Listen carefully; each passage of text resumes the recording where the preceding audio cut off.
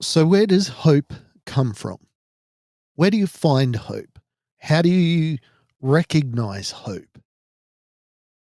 Like many people out there, I have struggled with the idea of hope, the idea of what it is, what it means, what it looks like for some people, and what it didn't look like for me. I felt for many years like I was a kid outside of a lolly shop and all the other kids were inside the lolly shop and they were eating the lollies and having a great time. And I was on the outside and I had no money and I wasn't allowed in the shop. And this is what hope felt like for me. Hope was something that everybody could have except me.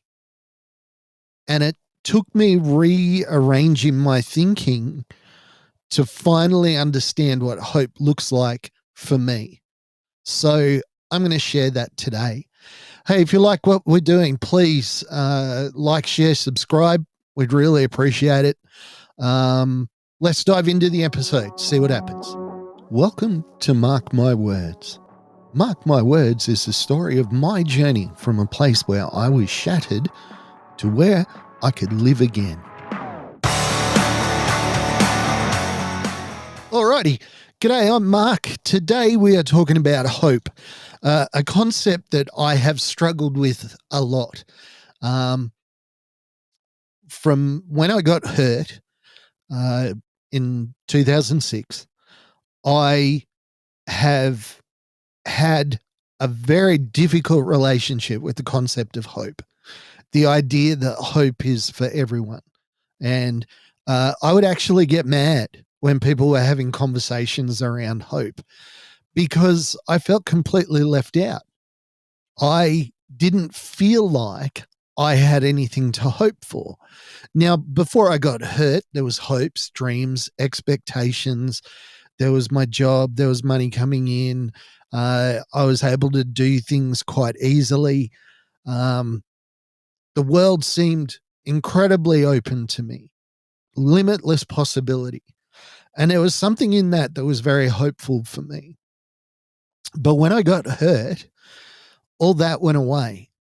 I've said it before. If you read my book, in the opening page, the first page, it talks about this little poem that hope doesn't just steal your tomorrows.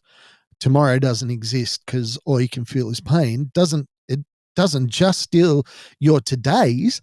Today doesn't exist because you can't even focus on it because you're in so much pain. But it also destroys your yesterdays. It takes your memories and it perverts them. And you have to wonder to yourself, have I ever been happy? This is what my life felt like after I was hurt. This idea that I was nothing, I never was anything, and I never could be anything, that nothing good was going to happen for me, to me, or by me.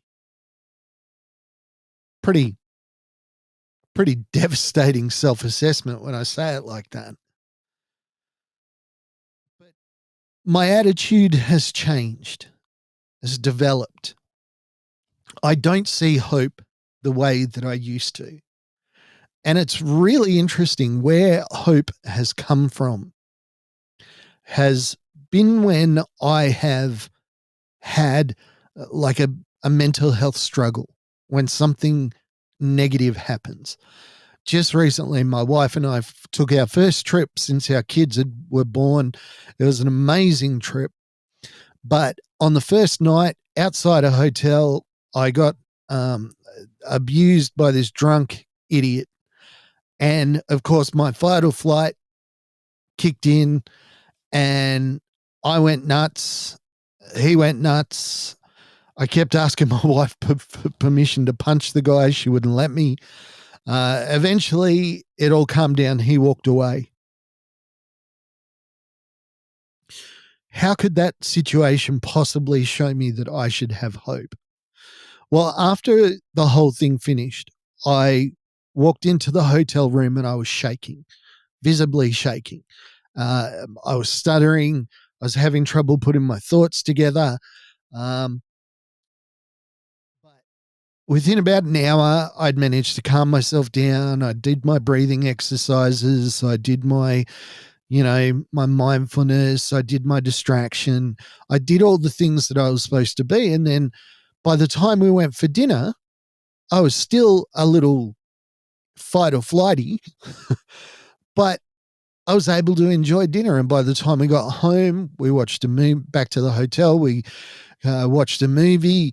And the next morning, I was back to myself again.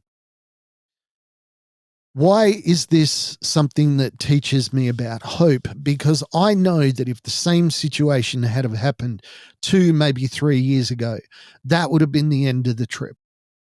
It wouldn't have been worthwhile going on and doing anything else because I would have been so distracted in such mental health crisis that it wouldn't be worth it. We just pack our bags and go home. That would have been the easiest thing to do. On the night that after the incident occurred, a number of things were going through my mind. First and foremost was this fight or flight. He's going to come back. You got to be ready. He's going to wreck your car. He's going to do this. He's going to do that.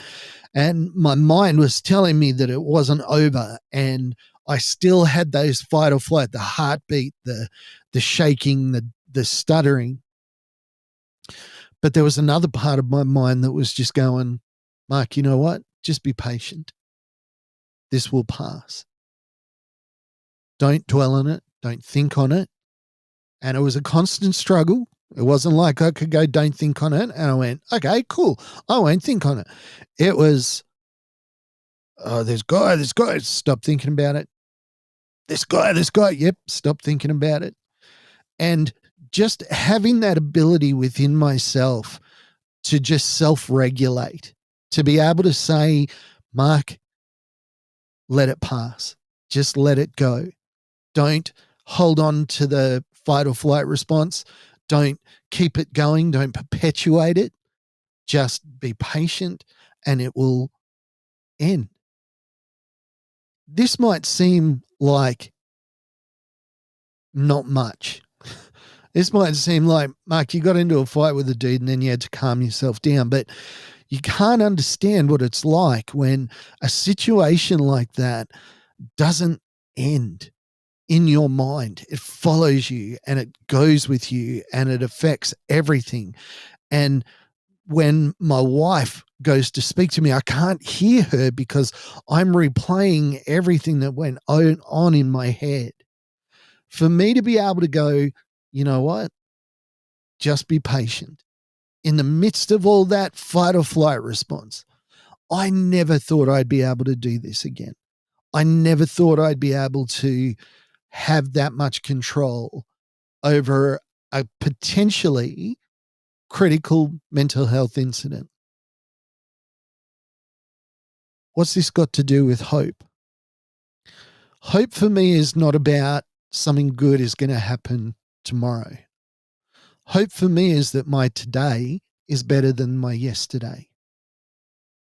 And my day tomorrow could be even better.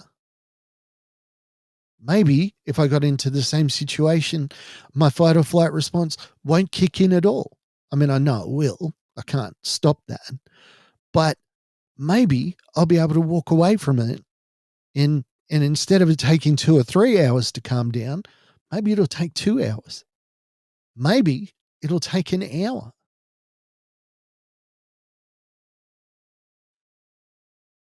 For people out there that don't understand what it is to lose your hope, I don't know that you're going to get this episode. But for somebody that can't feel, touch, or even understand what hope is,